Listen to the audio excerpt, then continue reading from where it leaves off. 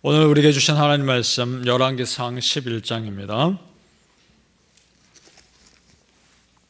열왕기상 11장 9절에서 13절까지 말씀 함께 보겠습니다. 구약성경 531페이지와 2페이지에 있습니다. 열왕기상 11장 9절에서 13절입니다. 시작.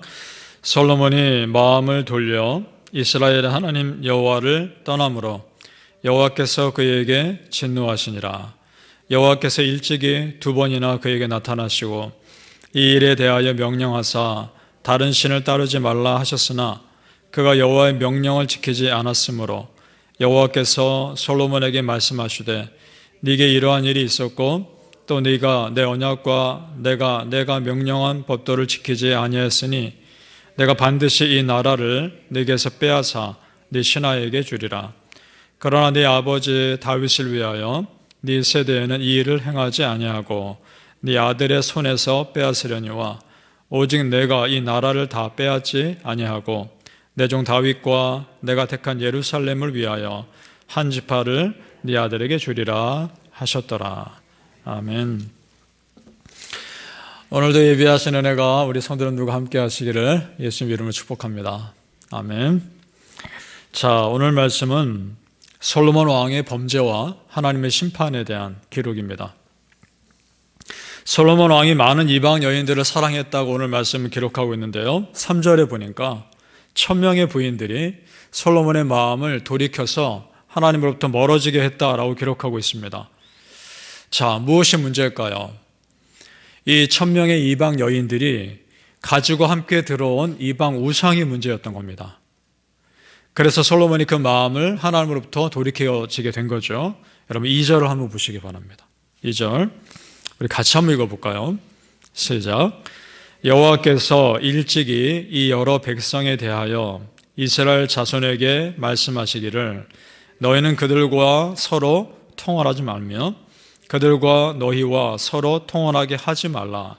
그들이 반드시 너희 마음을 돌려 그들의 신들을 따르게 하리라 하셨으나 솔로몬이 그들을 사랑하였더라. 아멘. 하나님께서 분명히 금지한 것을 뻔히 알면서도 그것을 의도적으로 어겼다는 것이 큰 문제였던 겁니다.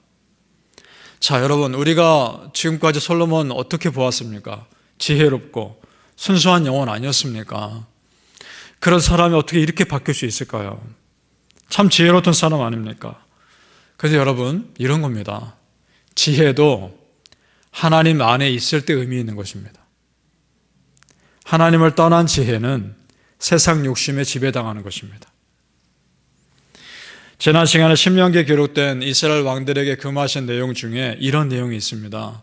신명기 17장 17절입니다.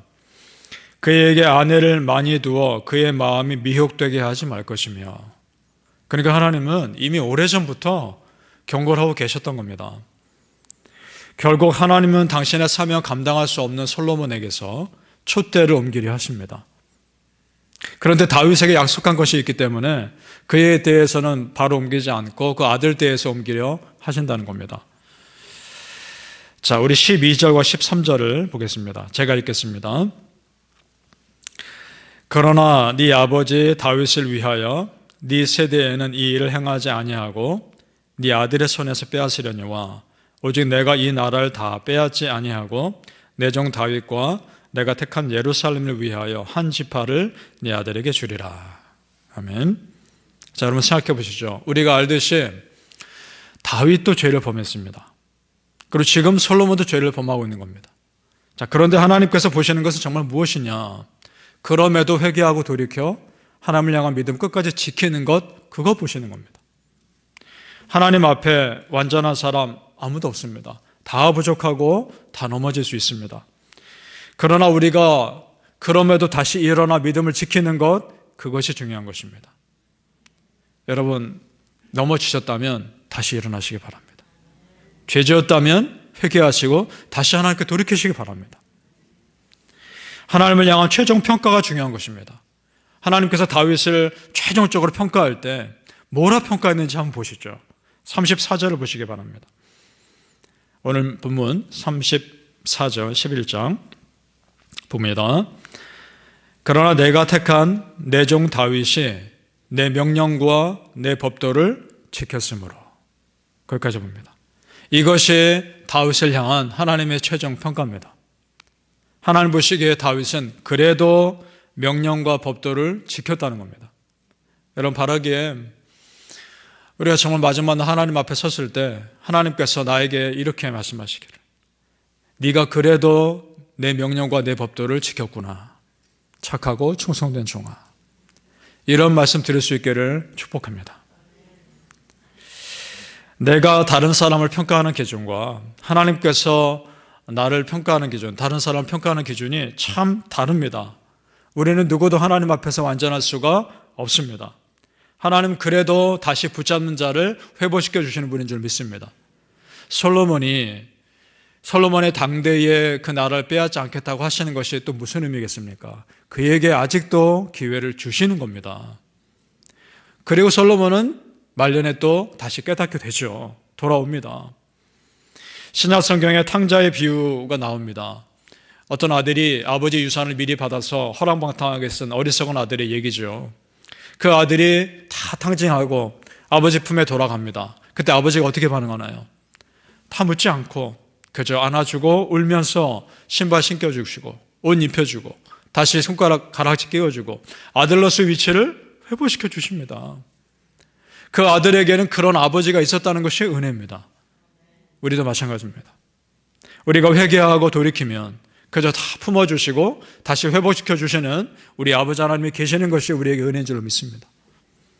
바라기를 성도님들, 하나님 앞에서 우리의 부족함 솔직히 인정하고 그저 오늘도 겸손하게 하나님의 은혜 구하는 자들 다 되시기를 예수님 이름으로 축복합니다.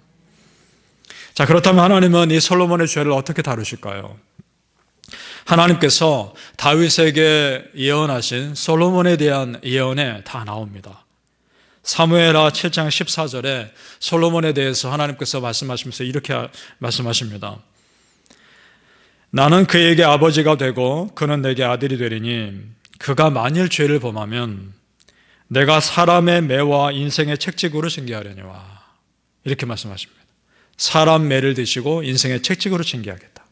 사람과의 관계에서 문제가 생길 것이다 라고 말씀을 하시는 겁니다. 자, 그래서 그동안 솔로몬에게 대적하지 않았던, 어떻게 보면 드러나지 않고 숨겨 있었던 대적들이 한꺼번에 나타납니다. 우리 한번 보시죠. 14절 말씀. 14절 앞부분 제가 읽겠습니다. 여호와께서 에돔 사람 하닷을 일으켜 솔로몬의 대적이 되게 하시니. 에돔 사람이면 이스라엘의 남쪽입니다. 자, 23절 봅니다. 23절. 하나님이 또 엘리다의 아들 르손을 일으켜 솔로몬의 대적자가 되게 하시니. 르손, 쭉 읽어가다 보면 그가 다메섹 사람이라고 되어 있습니다. 다메섹의 세력을 이룬 대적이죠. 이스라엘의 북쪽입니다. 지금 남쪽에도 적이 생겼고 북쪽에도 적이 생겼습니다. 그럼 26절을 보시기 바랍니다. 솔로몬의 신하 느밧의 아들 여로보암이 또한 손을 들어 왕을 대적하였으니. 이 여로보암은 내부에서 일어난 적입니다. 남쪽에서도 북쪽에서도 그 이스라엘 안에서도 대적이 생겼습니다. 한꺼번에요. 여러분 이상하지 않습니까? 하나님께서 심판하고자 결단하시니까 문제가 한꺼번에 생겨버리는 것입니다. 이웃 나라들과의 문제가 생기고 내부에서 강력한 적이 일어납니다. 여러분 이것을요 영적인 눈으로 봐야 하는 겁니다. 단순히 솔로몬 왕국이 약해진 틈을 타서 사람들이 이방 나라들이 대적한 것일까요? 세상 눈으로 보면 그렇게 보일 수 있습니다. 그러나 믿음의 눈으로 보면 한 가지 더 있는 것입니다. 이전에도 이들은 솔로몬의 원수였을 겁니다. 드러나지만 않았을 뿐입니다. 무슨 말이냐? 그동안 하나님께서 솔로몬을 지켜주셨기 때문에 이들을 막아주셨던 겁니다. 하나님이 그 도움의 손길을 거두시니까 문제가 여실히 드러나는 것이죠.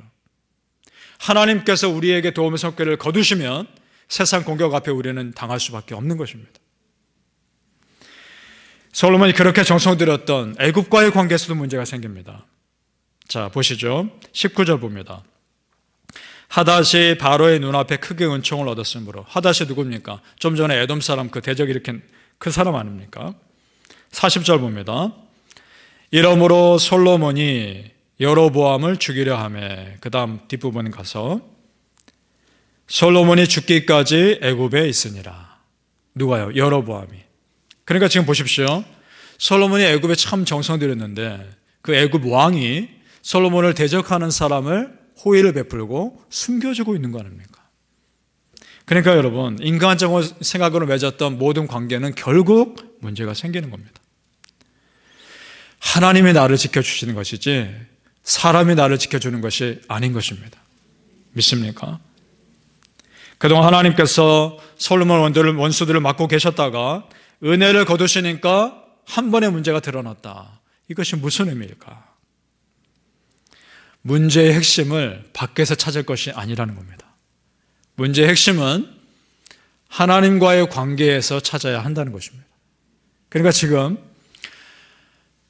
솔로몬과 다른 나라들과 다른 사람과의 문제가 아니라 솔로몬과 하나님과의 문제였던 겁니다. 우리가 보기에 사람과 사람과의 문제인 것 같고 사람과 사람과의 관계인 것 같으나 나와 다른 사람과의 문제인 것 같으나 실상 그렇지 않습니다. 그 사람과 하나님과의 문제인 것이고 나와 하나님과의 문제인 것입니다. 단순히 보여지는 것이 다가 아닙니다. 그러니까 이런 경우에는 사람이 개입해서 해결될 것이 아닙니다. 왜냐? 영적인 문제이기 때문에. 그 사람과 하나님이 풀어야 할 문제인 것이고 나와 하나님이 풀어야 할 문제인 것입니다. 그것이 본질인 것입니다. 솔로몬이 하나님 앞에서 바로 섰더라면 이런 문제는 일어나지도 않았을 것입니다. 여러분, 하나님 앞에 우리 바로 섭시다. 모든 것은 하나님의 주권 아래에 있는 것입니다. 그렇다면 여러분, 반대의 은혜도 있는 거 아닙니까? 하나님의 은혜를 거두실 수도 있지만 여전히 우리에게 은혜를 덮고 계실 수도 있는 것 아니겠습니까? 우리 눈에 보이지만 않을 뿐이지 하나님이 우리를 지켜주시고 보호하신 은혜는 여전히 우리와 함께 계시는 줄로 믿습니다. 시편 127편 1절 말씀, 여호와께서 집을 세우지 아니하시면 세우는 자의 수고가 헛되며 여호와께서 성을 지키지 아니하시면 파수꾼의 깨어있음이 헛되도다. 아멘. 바라보는 성도님들, 우리 여호와 하나님의 지켜주시고 보호해 주시는 손길이 여러분의 삶과 여러분의 가정과 여러분의 자녀들 위해 항상 머무시기를 예수님의 이름으로 축복합니다. 아멘. 기도하겠습니다. 아버지 하나님, 그렇습니다. 주의 보호의 손길을 거두지 말아 주시옵소서. 은혜 아래 항상 거하게 도와주시고 우리는 그저 부족하오니 또 돌이켜 회개합니다. 아버지 하나님, 용서하여 주시고 우리를 품어 주옵소서. 하나님의 은혜 아래, 하나님의 그 날개 아래 거하오니 우리를 품어 주시고 하나님께서 우리를 항상 지켜 보호하신 은혜를 우리의 삶과 우리의 가정과 우리의 자녀들 위해 덮으시고 또 덮어 주시옵소서. 아버지 하나님, 우리가 정말 하나님 앞에 네 명령과 내 법도를 지켰다라고 그런 말씀을 들을 수 있는 그런 은혜가 우리 안에 있게 하여 주옵소서. 떨어졌다 할지라도 무너졌다 할지라도 다시 일어나 하나님 꼭 붙잡는 은혜의 사람들 다 될 수 있도록 우리 성도님들 한 분 한 분 그렇게 붙잡아 주시옵소서. 감사하고 축복하며 예수님 이름으로 기도합니다. 아멘.